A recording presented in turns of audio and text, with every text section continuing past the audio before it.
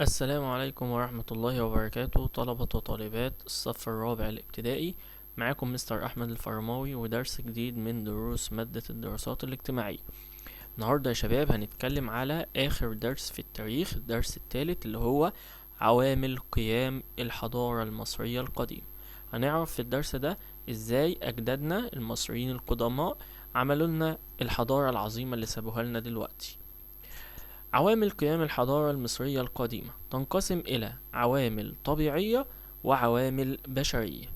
يبقى العوامل يعني بالبلدي كده الحاجات اللي خلت مصر يبقى فيها حضارة.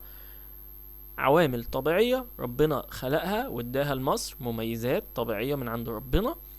وعوامل بشرية اللي هم بقى دور المصريين القدماء في استغلال الحاجات الطبيعية اللي ربنا اداها لمصر.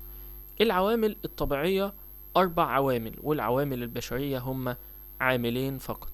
ايه هم بقى العوامل الطبيعية؟ رقم 1 نهر النيل. يبقى العامل الأساسي أو رقم 1 في العوامل الطبيعية اللي ساعدت على قيام الحضارة المصرية القديمة وجود نهر النيل فين؟ في مصر. رقم 2 الموقع الجغرافي. يبقى موقع مصر الجغرافي المتميز وسط ال3 قارات بتوع قارات العالم القديم، وسط آسيا وأفريقيا وأوروبا، ادى لمصر ميزة كويسة ساعدها على الاتصال بالدول الأخرى وساعدها على التبادل بين الدول الأخرى. طبعا كل حاجة نتكلم عنها بالتفصيل، بس أنا حابب إن أنا أديكوا ملخص عام للدرس في الأول كده، ونتكلم عن كل حاجة بالتفصيل. تالت حاجة من العوامل الطبيعية هي المناخ. طبعا مناخ مصر متنوع، ساعد على تنوع الموارد الطبيعية وساعد على تنوع النبات. الموارد المعدنية والصخور المميزة اللي موجودة في مصر. يبقى لو جه قال لي أكمل العوامل الطبيعية التي تؤدي أو أدت إلى قيام الحضارة المصرية القديمة، هقول له إيه يا شباب؟ نهر النيل والموقع الجغرافي والمناخ والموارد المعدنية.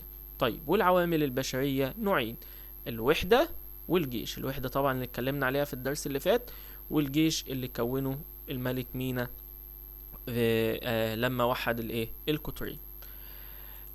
نبدأ بسم الله الرحمن الرحيم كده بتعريف الحضارة. قال لي الحضارة هي كل ما أنتجه عقل الإنسان، سواء كان ماديا مثل المباني أو ثقافيا مثل الأفكار. يعني إيه؟ يعني الحضارة دي الأفكار اللي الإنسان بينفذها. يعني لما المصري القديم فكر إن هو يبني الهرم وبنى الهرم واحنا شفناه بعينينا، حاجة مادية. الحاجة المادية دي يعني الحاجة اللي بنشوفها بعينينا أو نقدر نمسكها بإيدينا أو نلمسها، زي المباني زي الأهرامات يعني والمعابد. تمام؟ اما الحاجة الثقافية او الحاجة اللي العقل بينتجها ثقافيا زي الافكار، الفكرة اللي الانسان بيتوصل لها، زي ما هم فكروا مثلا في فكرة تحنيط الجثث بعد ما بتموت. ما دي افكار وتعتبر دي حاجة حضارية برضو. يبقى الحضارة الحاجة اللي انتجها عقل الانسان، سواء كانت حاجة مادية اقدر اشوفها بعينيا وهو بناها قدامي مثلا على ارض الواقع، او فكرة كانت في عقل الانسان.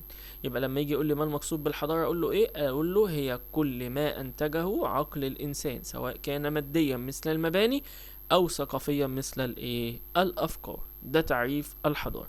يبقى احنا كده عرفنا لو جه قال لي اكمل العوامل الطبيعية هقول له ايه، ولو قال لي العوامل البشرية هتبقى ايه، وعرفنا ما المقصود بالحضارة.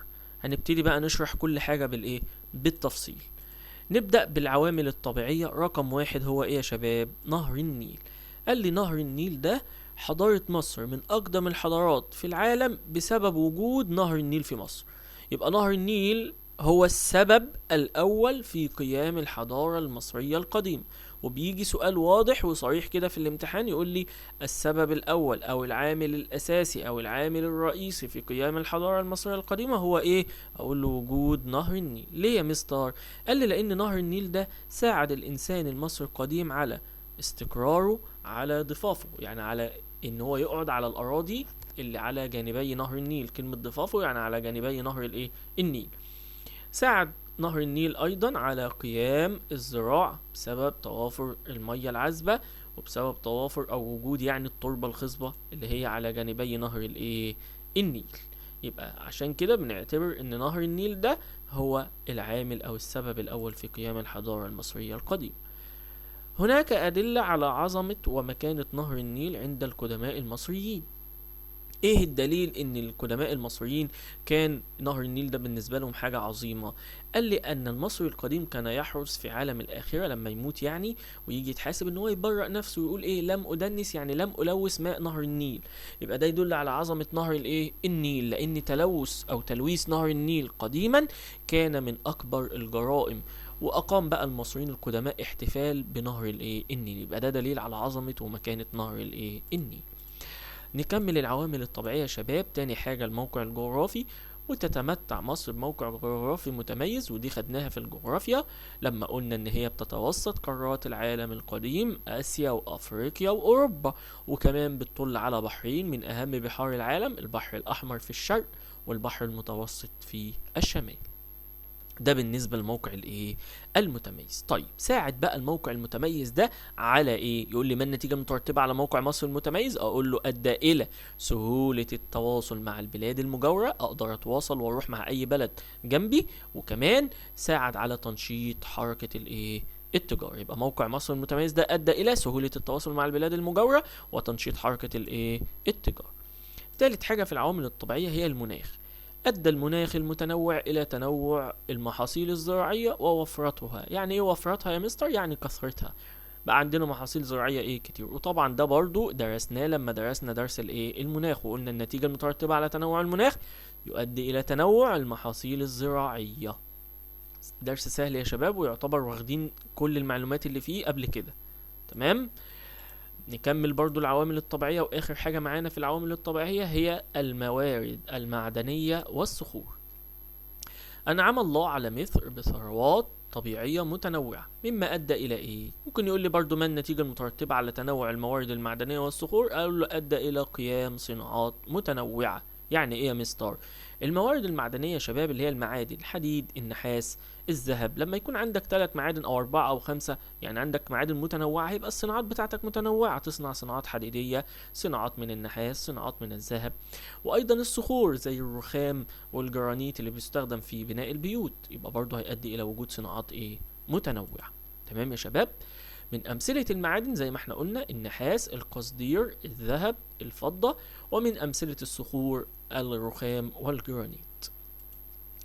نيجي بقى للعوامل البشرية اللي أدت لقيام الحضارة المصرية القديمة. قلنا كام عامل شطار؟ 2، الوحدة والجيش.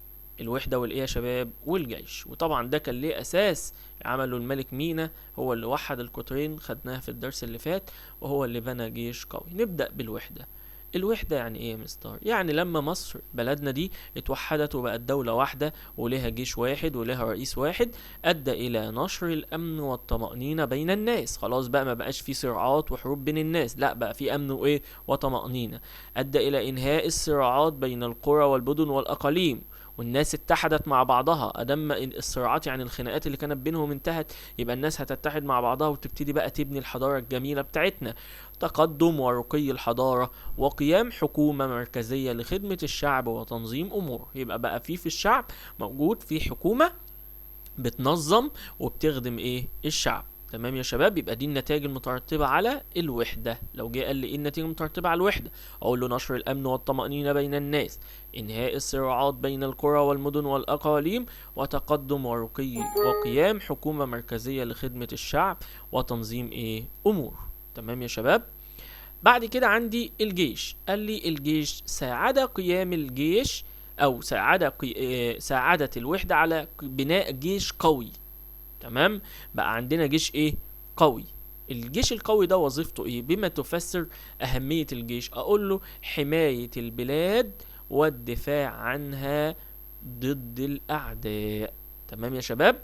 يبقى اما يجي يقول لي بما تفسر، اقول له بما تفسر بناء جيش قوي، اقول له لحماية البلاد والدفاع عنها ضد مين؟ ضد الاعداء. معايا؟ لحد هنا انتهى الدرس يا شباب. ان شاء الله نتقابل في دروس قادمة، والسلام عليكم ورحمة الله وبركاته.